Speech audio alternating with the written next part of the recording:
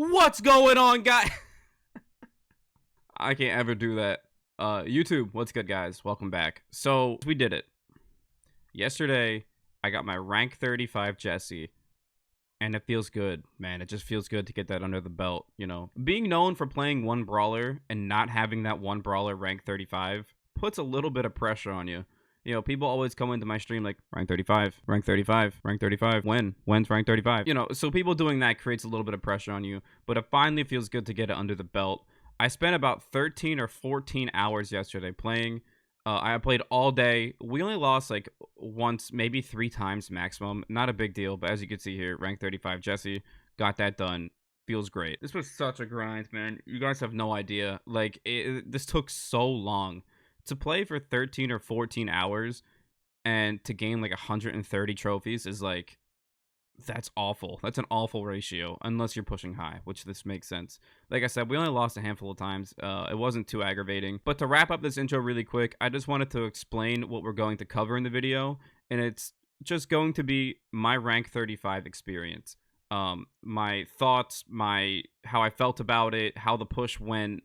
I want to cover maps, game modes, team compositions we use, all the way down to the gadgets and star powers of my teammates that just gave us like the best comp we could possibly come up with. Because if you guys don't know, Jessie's not great. She kind of sucks right now. All the way down to like the snipers and how we dealt with that. We got sniped once, which wasn't that big of a deal. It wasn't a counter comp. They actually used the same exact team composition as us. You know, which is... We'll take it. It's whatever. It is what it is. It wasn't a big deal. I talked to them after. We're all cool. No one's beefing. It ain't no thing. We all good. Everything's good. Like I said, I think counter comp sniping's really toxic, but you know, they use the same comp and we both had a fair matchup. You can't be too pissed about that. We'll take it. And along with covering all of the like team compositions and maps we use and like my recommendations for it, I just wanted to just talk about my experience in general, how I dealt with losses that we took.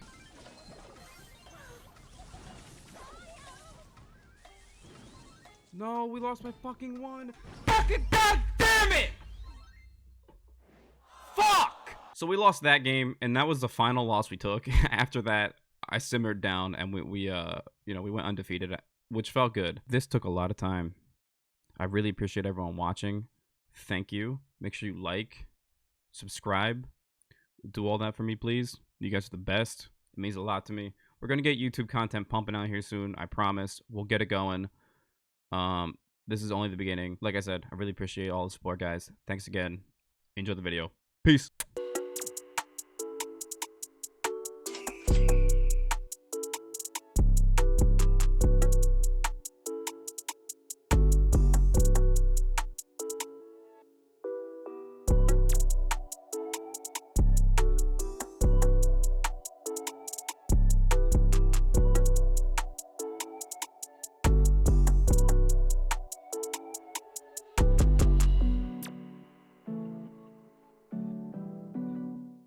Alright, so jumping right into it, I just wanted to showcase the start of the push, which started on a stream from like last Tuesday or something. It was right after the update came out, and Safe Zone had just re-released into like the map rotation.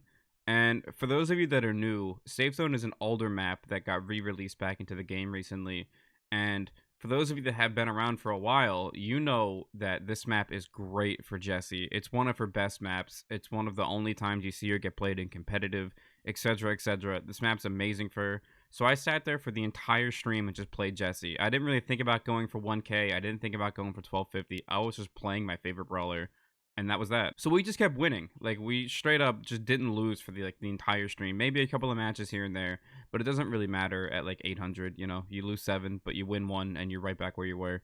It's not a big deal. We used a whole smorgasbord of team compositions in this. I'll throw some gameplay up on the screen, but our comp diversity was actually pretty crazy. We used Jessie, Max, Bo. We used Jessie, Bo, Brock, Jessie, 8-Bit, Max. We even mixed in some Spike at some point. Something I realized really early on, that Jessie's normal like heist build, which is like her Shocky star power with the like speed boost on the gadget, I don't know the names. Shut up, okay? Doesn't matter. But I noticed that normal like heist and siege build wasn't really working on this map, and that's because you would throw your turret in and then pop the gadget, and then your turret's already dead. It didn't even matter like how much damage it would put out. It would just die immediately. So what I started doing was doing the damage multiplier gadget with the energize star power, and that worked out really, really well. It helped me win a lot of 1v1s, and it helped just get a lot of damage onto the vault. Basically, they're spawning on top of their vault, and when you throw the turret in there, you can sit back farther. It just helps extend your range, and when you're ricocheting shots left, right, just all over the place, it's really hard to avoid. I was chaining turrets, it was just constant damage, and it really worked out well. So that's what I would recommend for this. As far as my teammate goes and the brawlers they were using and their gadgets and star powers, a lot of them are pretty one-sided. Like, obviously, you want stun with bow, and you want the tripwire gadget because the totem's pretty useless right now. And the vision in the grass is also pretty useless. So you have one bow build option. Same thing for Max. She pretty much just has one build. She's got one gadget. She's got one good star power, and that's just the one you play in every game mode. So that was it for Safe Zone. My build was the energized star power with the damage, like speed turret up gadget, and that worked out really well. And then I used something else in Siege. So I'm going to flip over now, get some Siege gameplay on the screen, and we'll talk about how we went from 1120 to 1250 in one day.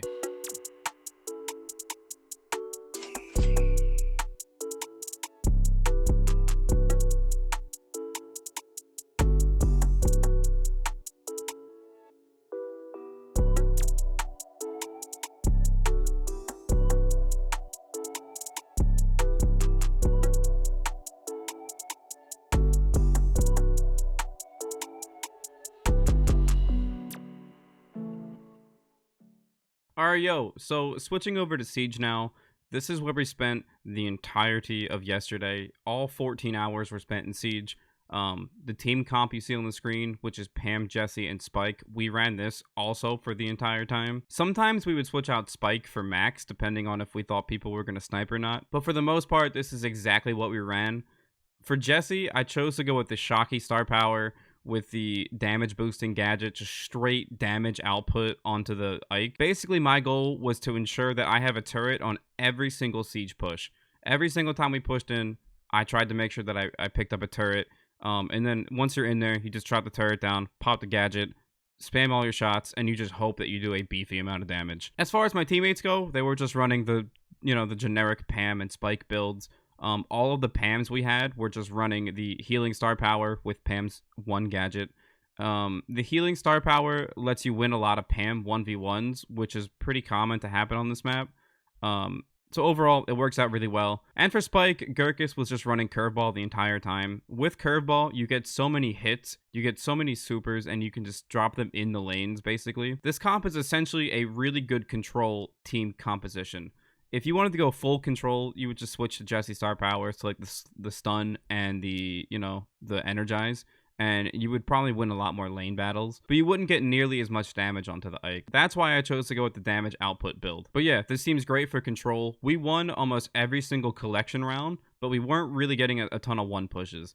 That's just because we didn't have a wall breaker on our team, and so our robot on offense would have to go all the way around the walls every single time. But it was way easier to get more consistent wins than to gamble on a one push, because we wouldn't destroy the walls on their side, and so then they were just funneled into the two lanes on the outside. And then if you have Pam spamming shots on one side and then Spike spamming curveball on the other, it's really hard to get out of, and it's probably really frustrating to deal with. But hey, that's not my problem. I wanted to take a minute and talk about the snipers.